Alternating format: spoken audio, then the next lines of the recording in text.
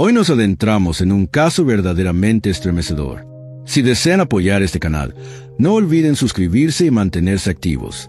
Su apoyo es vital para que sigamos compartiendo estas historias que merecen ser contadas. Empecemos.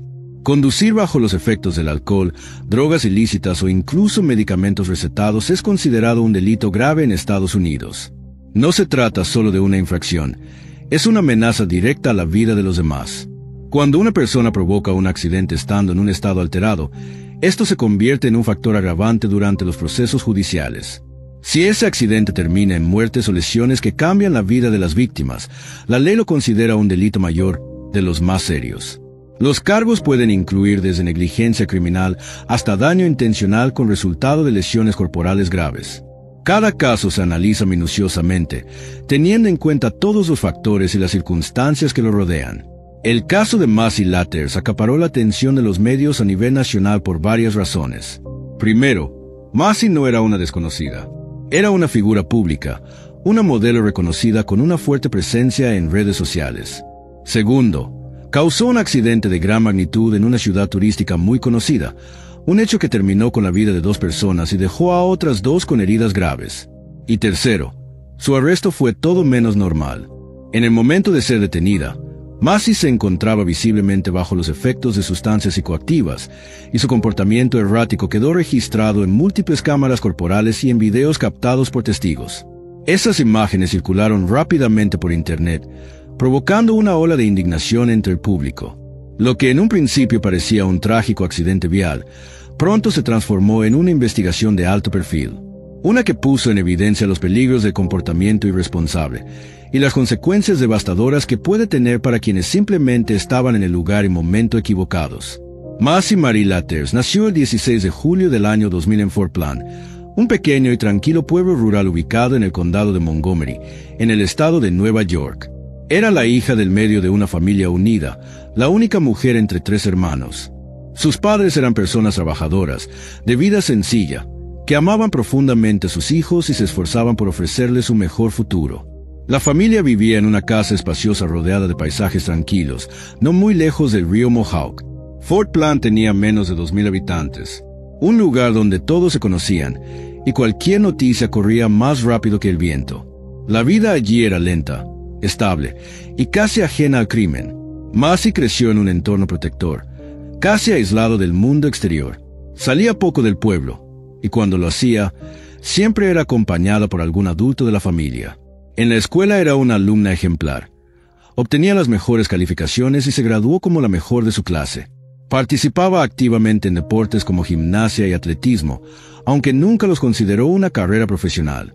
Durante su adolescencia, Massey se transformó en una joven de gran belleza. Los pretendientes no tardaron en aparecer, e incluso se decía que había rivalidades entre los chicos que querían llamar su atención. A ella le gustaba salir y conocer gente, pero jamás permitió que eso interfiriera con sus estudios. Los profesores la describían como una joven brillante, disciplinada, con grandes aspiraciones y metas claras. Al graduarse como valedictorian, Massey fue aceptada en la Universidad Estatal de Nueva York en Albany, donde eligió estudiar lingüística y comunicación internacional. El campus quedaba a poco más de 1 hora de su hogar, por lo que decidió seguir viviendo con su familia. La cercanía con sus padres y hermanos hacía que esa decisión fuera natural. Albany, capital del estado de Nueva York, era lo opuesto a Fort Plain, una ciudad vibrante, moderna, llena de oportunidades y tentaciones. Para Massey, era como entrar a otro mundo. Gracias a su carisma, inteligencia y presencia llamativa, no tardó en hacerse notar. Rápidamente formó un nuevo círculo social y volvió a destacar entre sus compañeros. Mientras su desempeño académico se mantenía impecable, Massey y sus amigos comenzaron a frecuentar bares y clubes nocturnos. Poco a poco, se fue adaptando a ese ritmo de vida, días de clases y noches de fiesta. Aunque sus salidas eran cada vez más frecuentes, nunca dejó de asistir a clase ni de aprobar sus exámenes con excelencia. Siempre parecía estar en control. Sin embargo, en el mundo universitario nocturno, el consumo de alcohol era algo común. Lo que al principio fue beber de forma ocasional, pronto se convirtió en un hábito diario. Aún así, su juventud y aparente buena salud ocultaban los efectos que comenzaban a gestarse en su interior. Massey continuaba destacando en la universidad. Su rendimiento académico seguía siendo ejemplar y sus profesores no escatimaban en elogios para describir su inteligencia y capacidad. En casa, su familia no notaba nada fuera de lo común. Para ellos, su hija seguía siendo la misma joven brillante y disciplinada de siempre.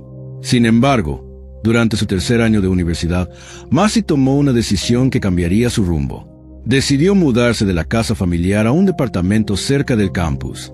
Lo compartía con un grupo de amigas y, con ello, iniciaba una etapa de mayor independencia y mayor riesgo. Fue en ese entorno donde Macy empezó a experimentar de manera más activa con sustancias psicoactivas potentes y de alto riesgo. Las obtenía directamente en los centros nocturnos que frecuentaba y muchas veces las consumía ahí mismo, sin pensarlo dos veces. Aunque su consumo se volvía cada vez más frecuente, ella no lo consideraba un problema.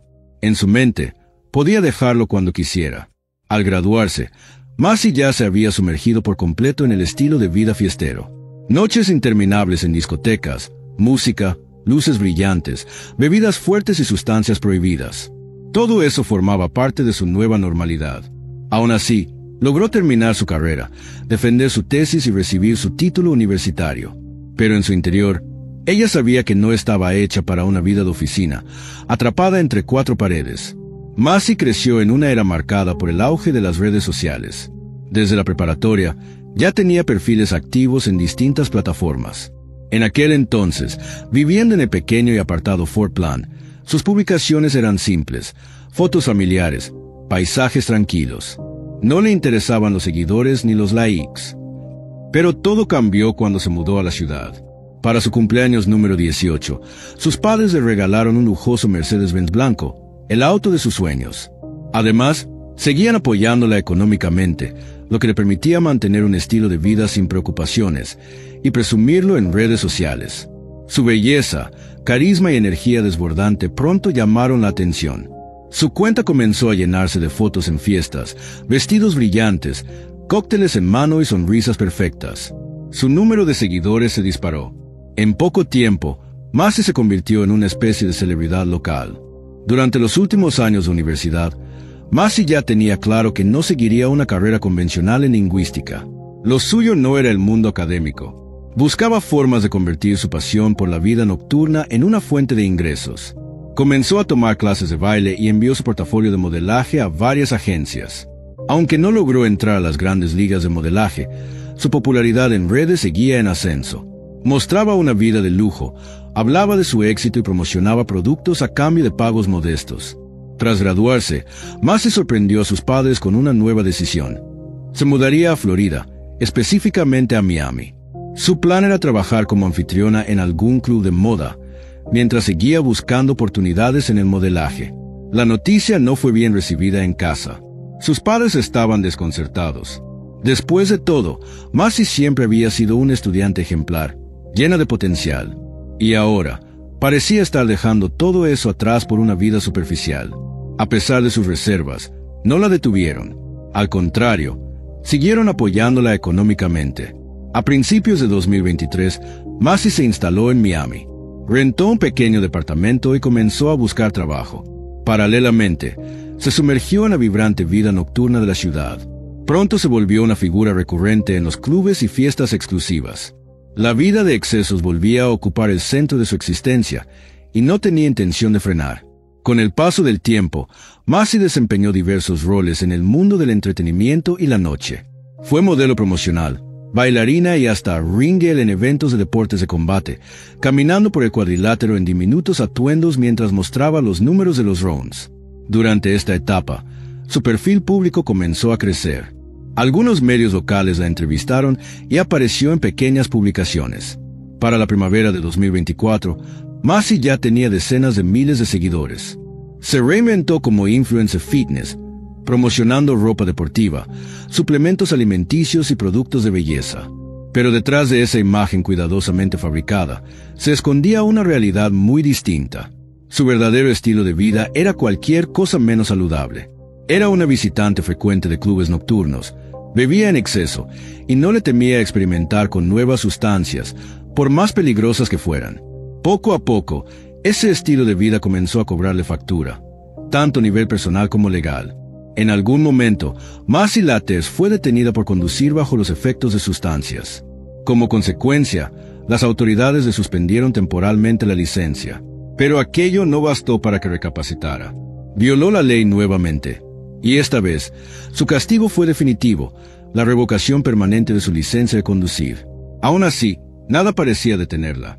Nada la hacía cambiar de rumbo. La mañana del 10 de agosto de 2024, alrededor de las 6 en punto, las calles de Miami se encontraban inusualmente tranquilas. La ciudad apenas comenzaba a despertar.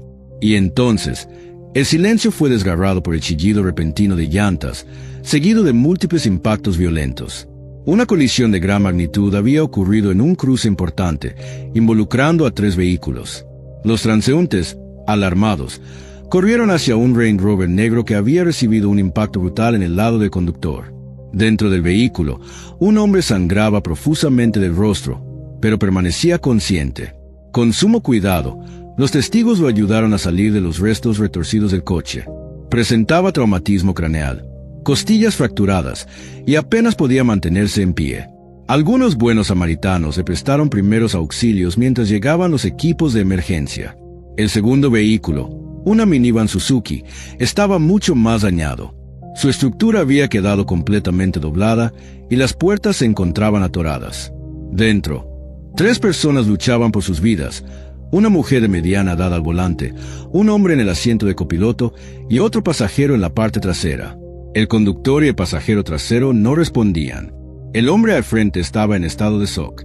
Debido a que no había peligro inmediato de incendio, los rescatistas evitaron extraerlos por las ventanas, temiendo agravar posibles lesiones en la cabeza o columna vertebral. El tercer vehículo era un Mercedes-Benz blanco. A diferencia de los otros 2, su daño era mínimo. Había salido de la carretera, rozando apenas a los demás antes de estrellarse contra una banqueta. Pero lo más inquietante no fue el estado del auto, sino el hecho de que estaba vacío.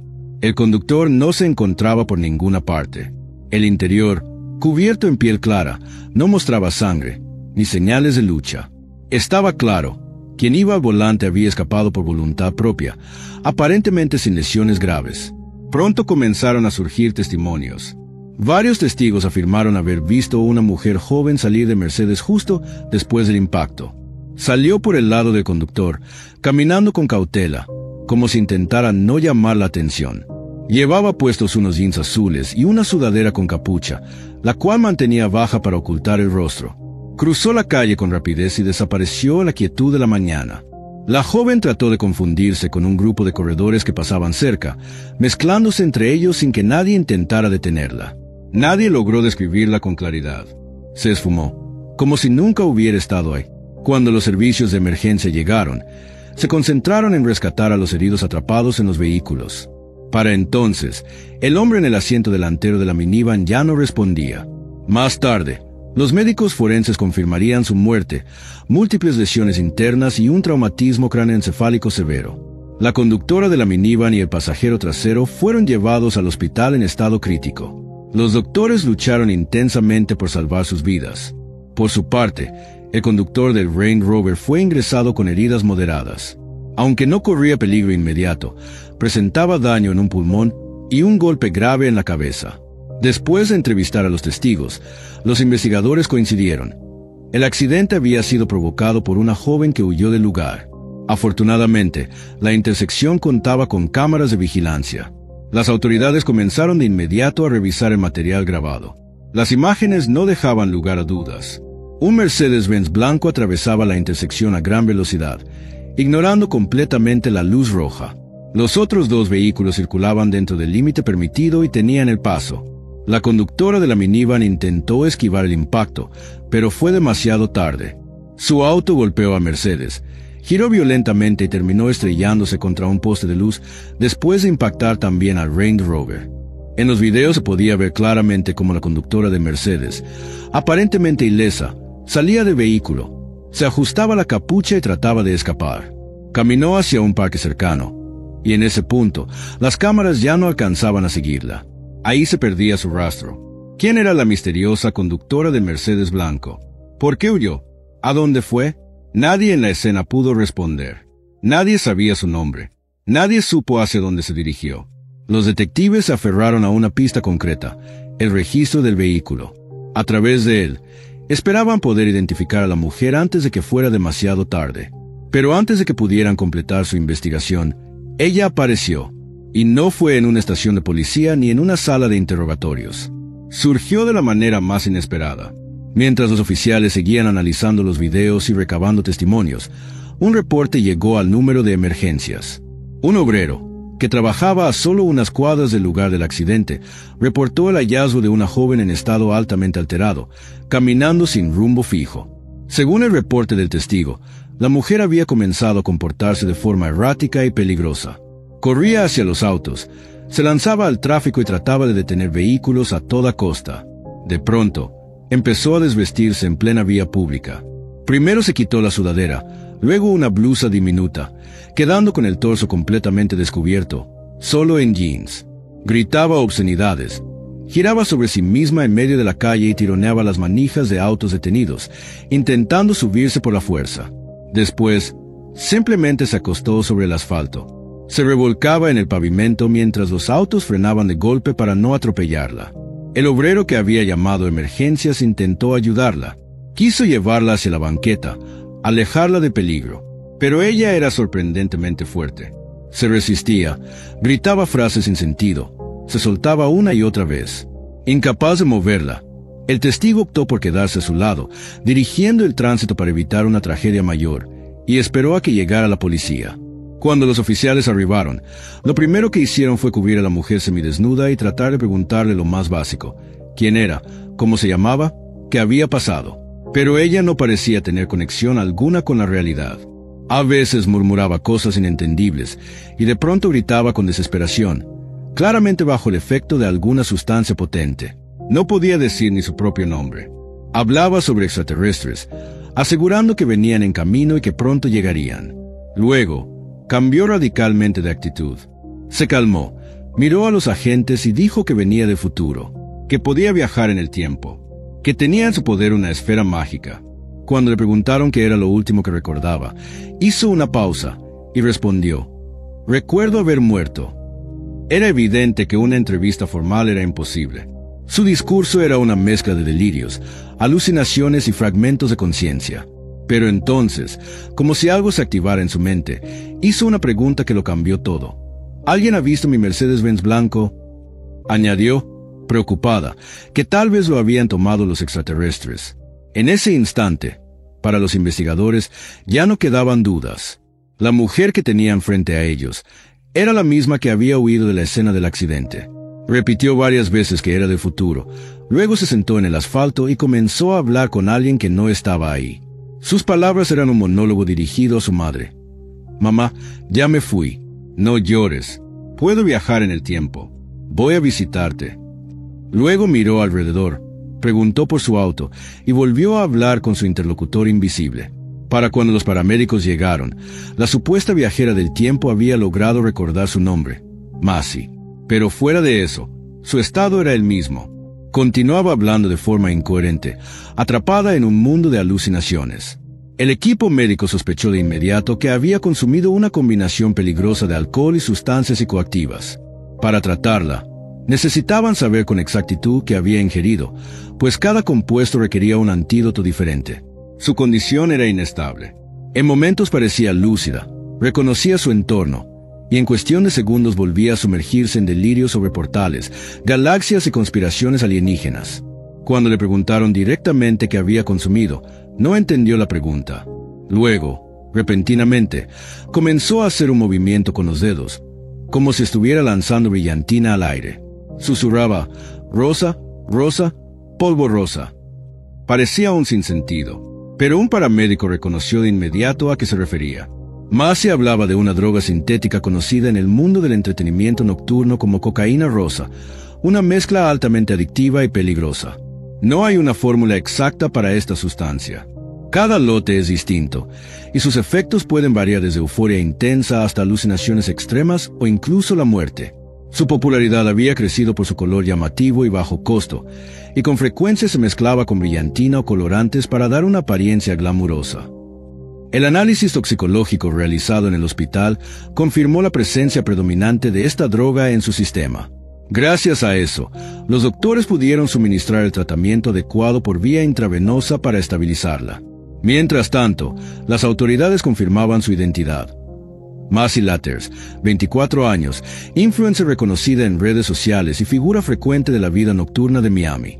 El accidente provocado por Macy involucró 3 vehículos, incluido su Mercedes-Benz blanco. 4 personas resultaron gravemente afectadas. En la minivan viajaban Onanita y Abraham Nández, un matrimonio, acompañados por su amigo Jesús Rubio, quien iba en el asiento trasero. Trágicamente, Abraham, quien iba al lado de su esposa, no sobrevivió. Falleció antes de que los servicios de emergencia pudieran siquiera llegar al lugar. Jesús fue trasladado al hospital en estado crítico, con múltiples traumatismos. Los médicos lucharon durante días por salvarle la vida a Jesús Rubio, pero fue en vano. Nunca recuperó el conocimiento. Falleció a causa de sus heridas, dejando atrás a una familia devastada. Juanita, la esposa de Abraham Nández, logró sobrevivir de forma casi milagrosa. Pero las heridas que sufrió le dejaron secuelas permanentes. Está paralizada del cuello hacia abajo. Hoy depende completamente de una silla de ruedas y de atención médica constante.